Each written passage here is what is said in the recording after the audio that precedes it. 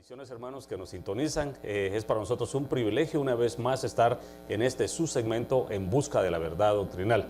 Y sabemos de que pues hemos estado hablando de las 12 puertas del alma. Amén. Porque pues anteriormente estuvimos hablando de las 12 áreas del alma.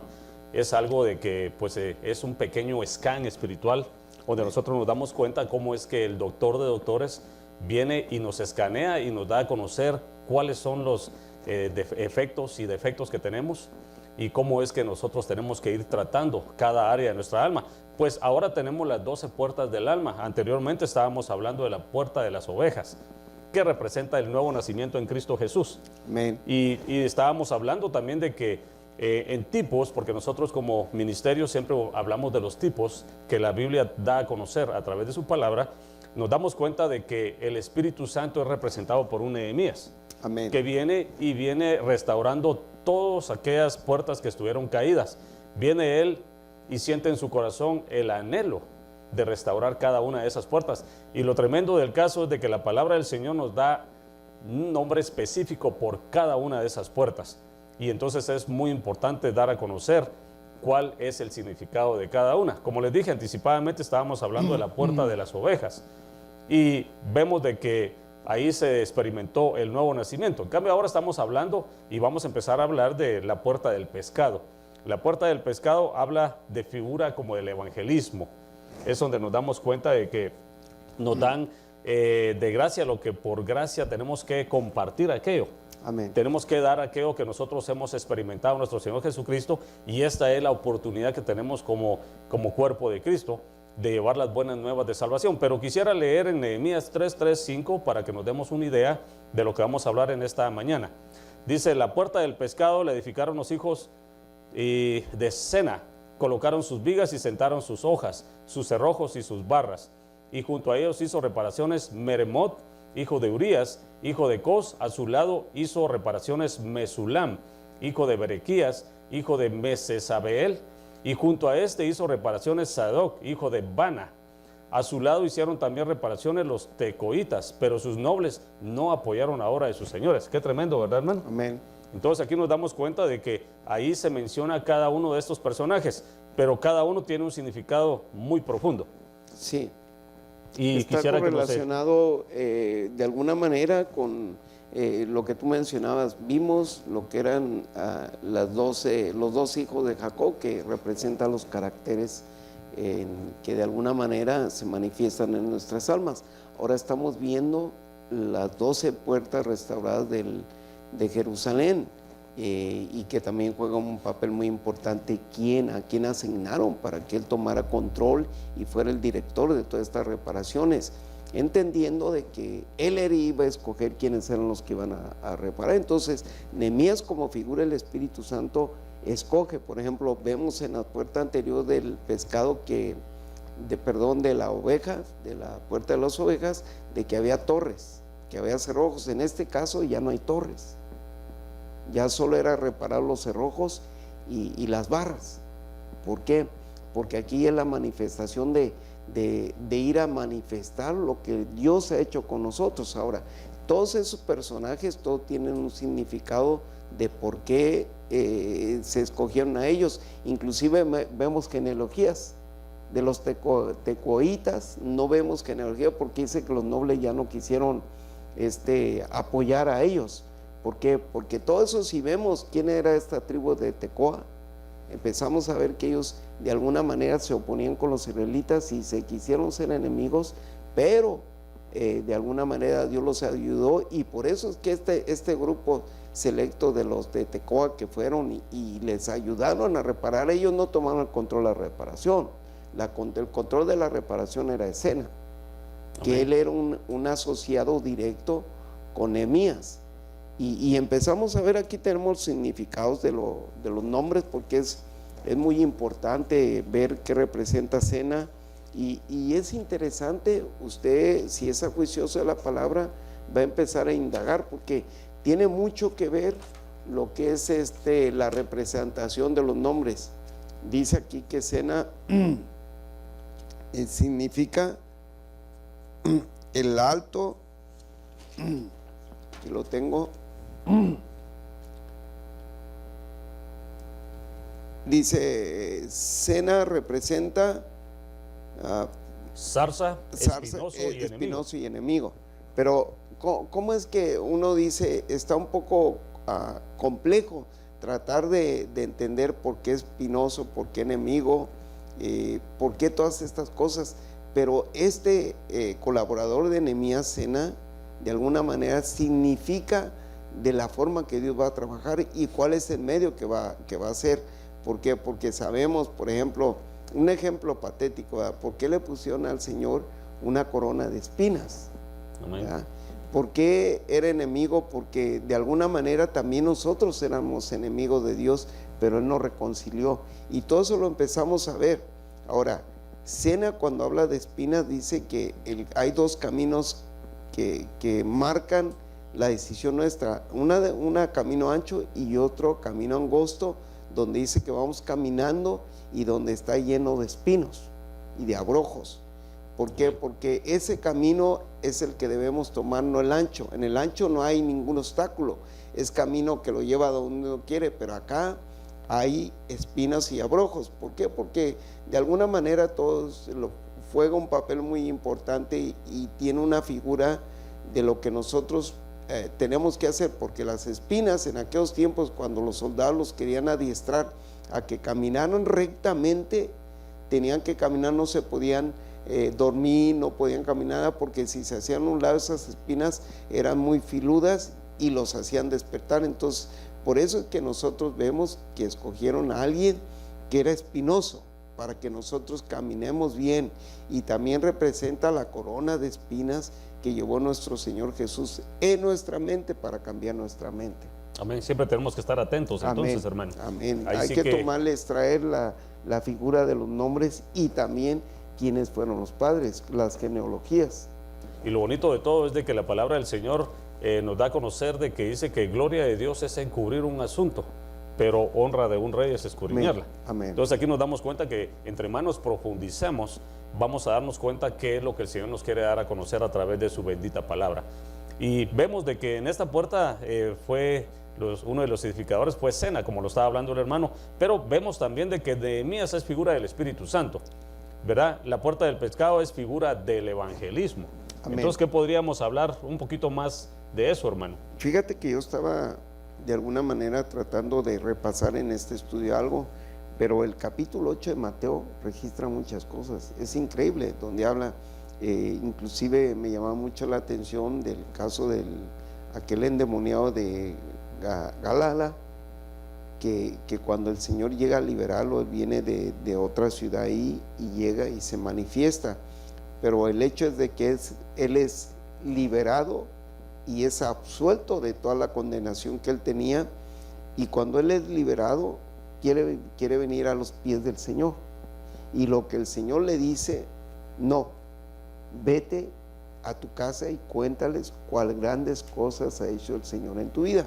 Ahora, si nosotros nos ponemos a pensar de Galaad, donde él estaba, donde había sido, que vivía sobre los sepulcros, a Decápolis, a donde él vivieran 10 ciudades.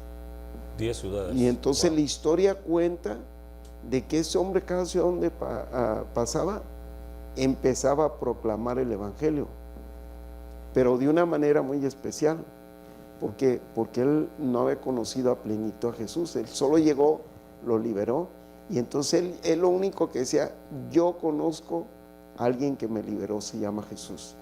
Yo conozco a alguien que liberó, se llama Jesús.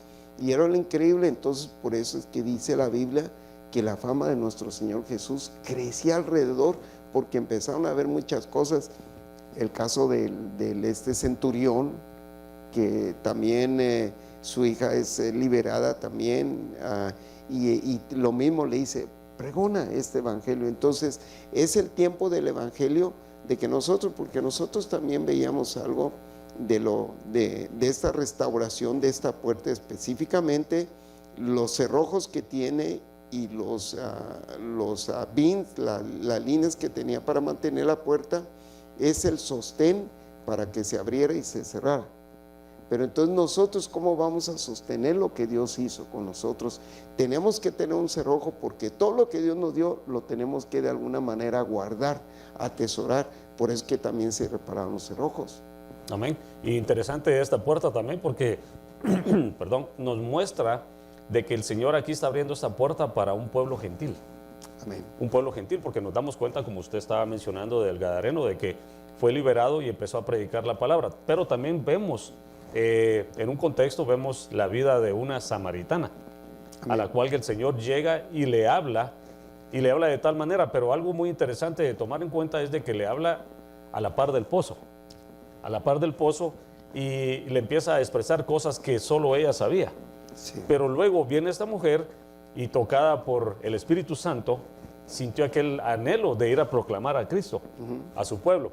Y yo hablaba con unos hermanos hace unos días con respecto a esta actitud de esta mujer, donde viene y empieza a proclamar el mensaje de Cristo, pero no a cabalidad del Evangelio completo todavía.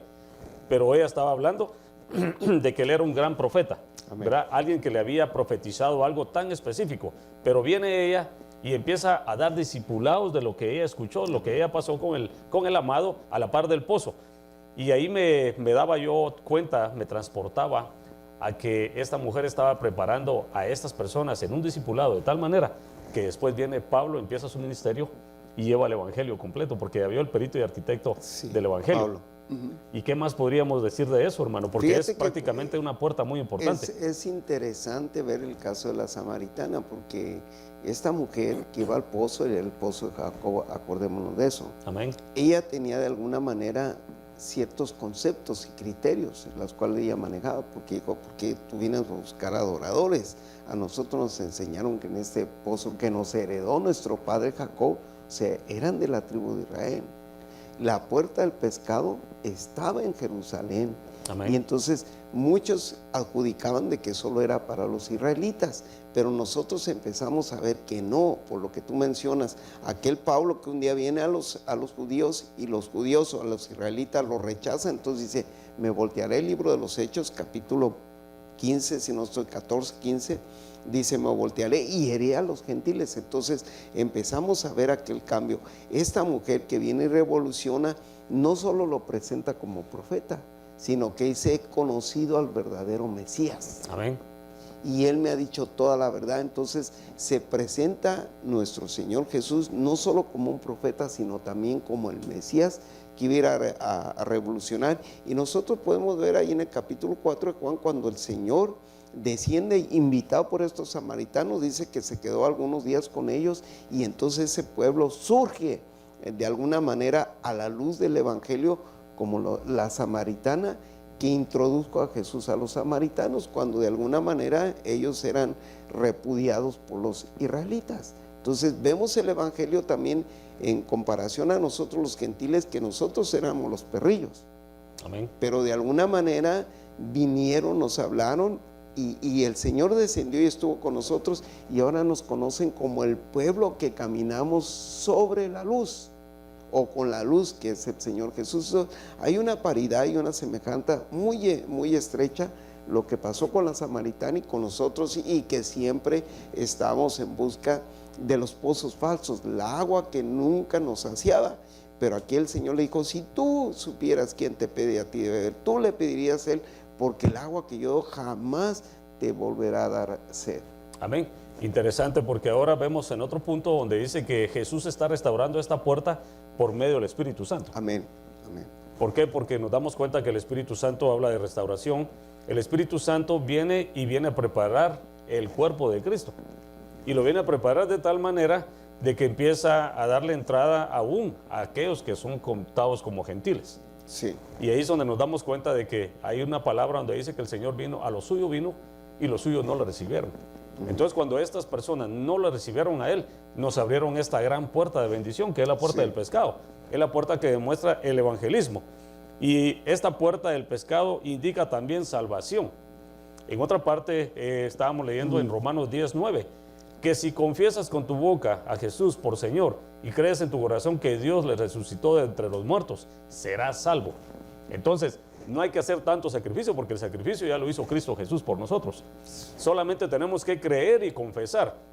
Y esto me manda al próximo punto, que es muy interesante, donde dice que pescado viene del griego ikus, que significa pez.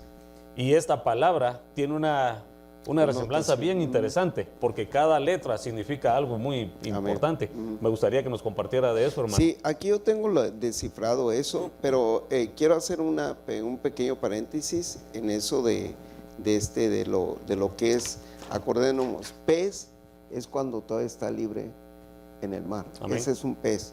Pescado es cuando ya es tomado. Ya es tomado. Por eso es que se llamaba la puerta del pescado, porque entraban los pescadores con todos los peces ya que habían adquirido en el mar, por eso es que la llama la puerta del pescado. Amén. Entonces el pez nació casado. Entonces aquí nosotros vemos lo que las palabras dice en el consonante y la composición.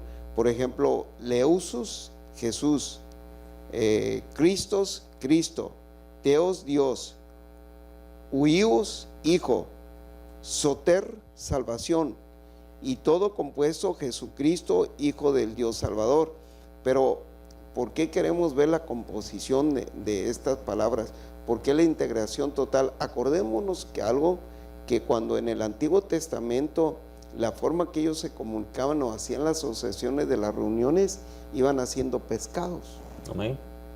Pero si nosotros vemos ahí en el libro de Levíticos, ¿por qué es mencionado tanto el pescado? Porque el pescado o el pez era uno de los alimentos prioritarios del pueblo de Israel.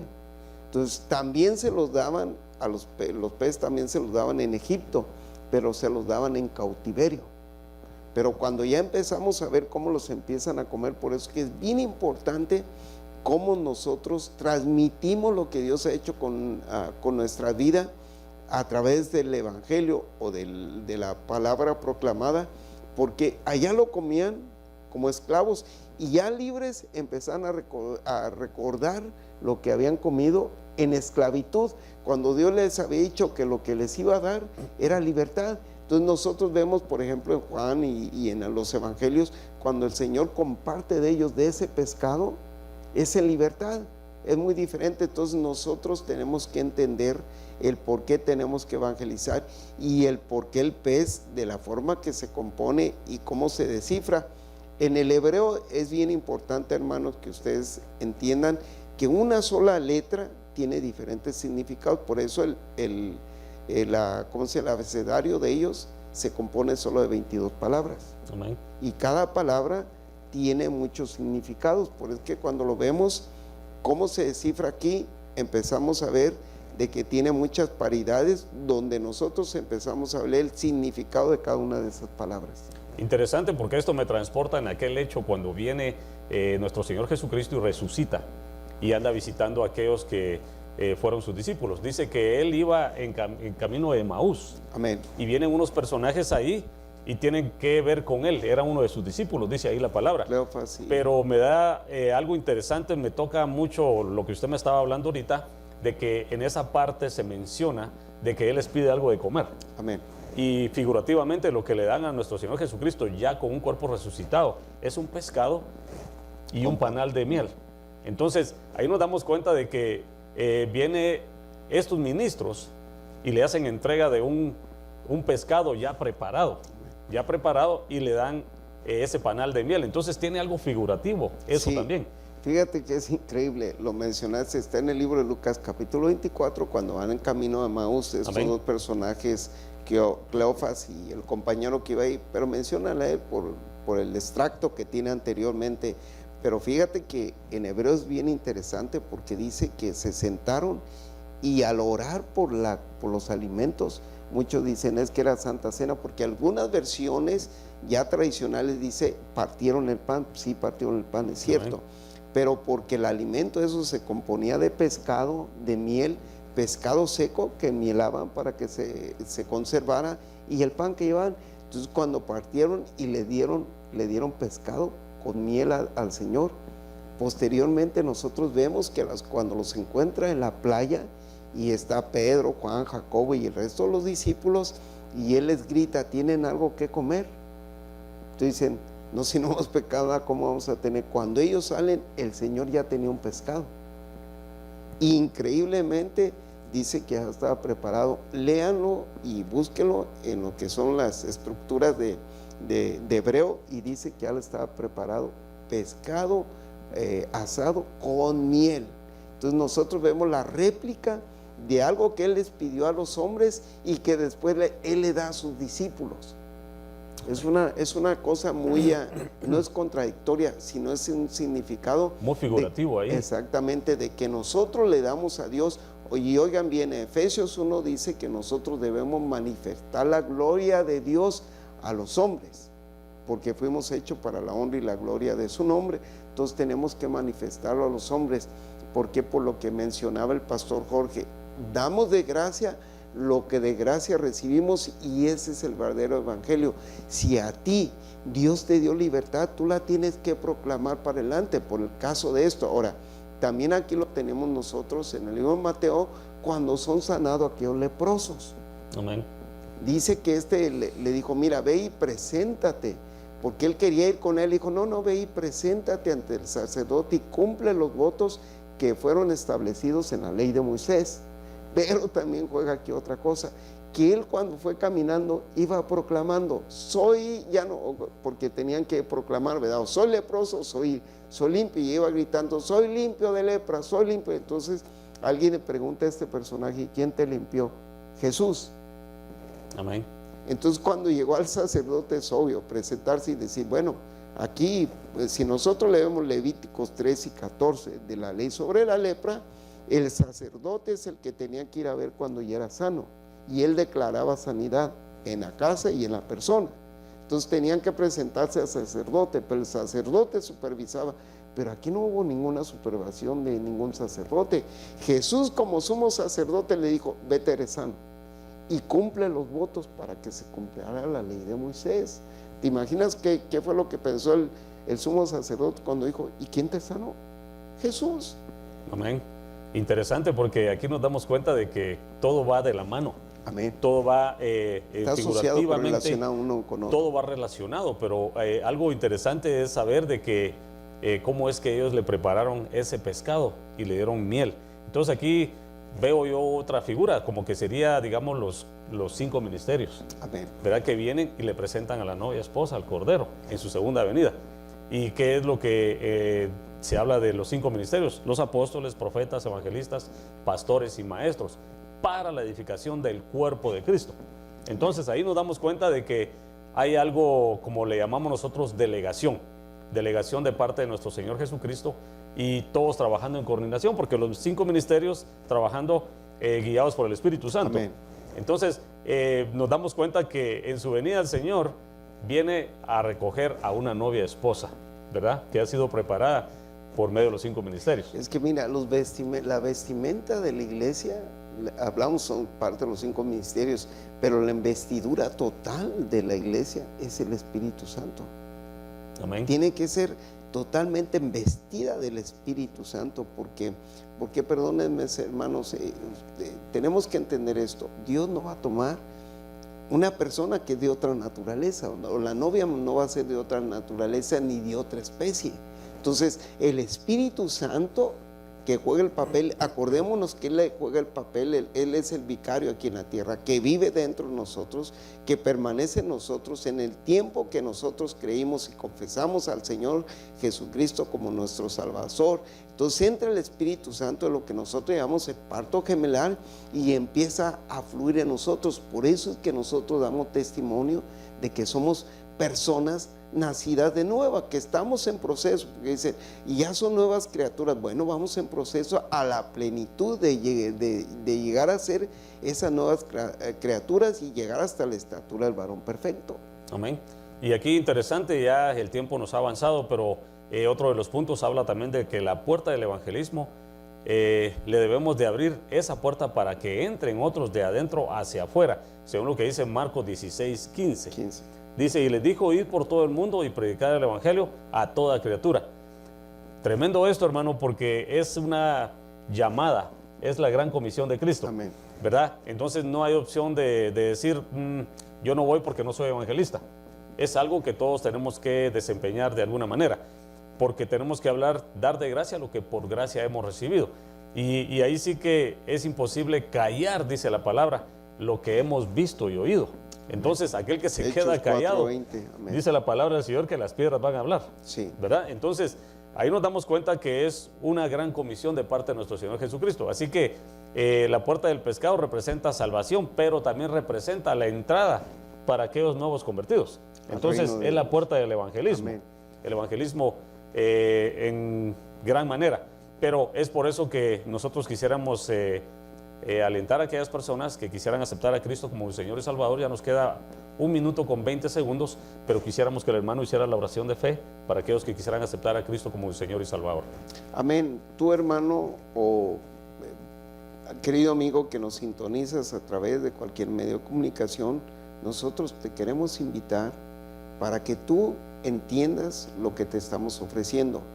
La salvación, que es por gracia, no te cuesta nada, no va a haber ningún cambio, no te exige que cambies tu manera de vestir, tu manera o dónde vives.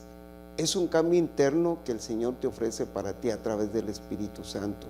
Si tú en esta hora tú decides, no sé qué estás viviendo, qué estás pasando, qué obstáculos tienes, qué situación estás viviendo, económico, de salud, familiar, no sé, pero yo te quiero decir que la solución para que tu alma encuentre paz en esta tierra es el Señor Jesús, y que Él está con los brazos abiertos para aceptarte a ti.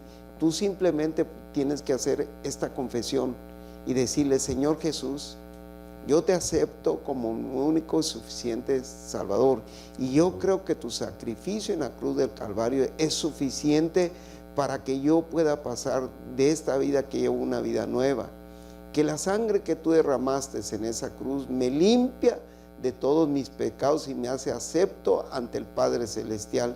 Pero aún más, que esto me abre la oportunidad para que el Espíritu Santo venga a mi vida y se posesione de ella y me dirija. Señor Jesús, yo te doy gracias porque tú has aceptado esta oración delante de ti. Lo creo, lo confieso, y de aquí en adelante yo sé que el Espíritu Santo me va a llevar a tomar diferentes caminos por diferentes etapas de mi vida. Gracias por ese sacrificio tan hermoso que tú hiciste en la cruz del Calvario. Y nosotros nos unimos para decir: Padre, te entregamos estas almas que de alguna manera llegan delante de tu altar del sacrificio de gracia que hizo Jesucristo. Gracias, Padre Santo, porque tú has aceptado estos a ser parte de la familia de la fe, esa hermosa familia de la fe que Jesús compró con su preciosa sangre en la cruz del Calvario. Gracias en el nombre poderoso de Jesús.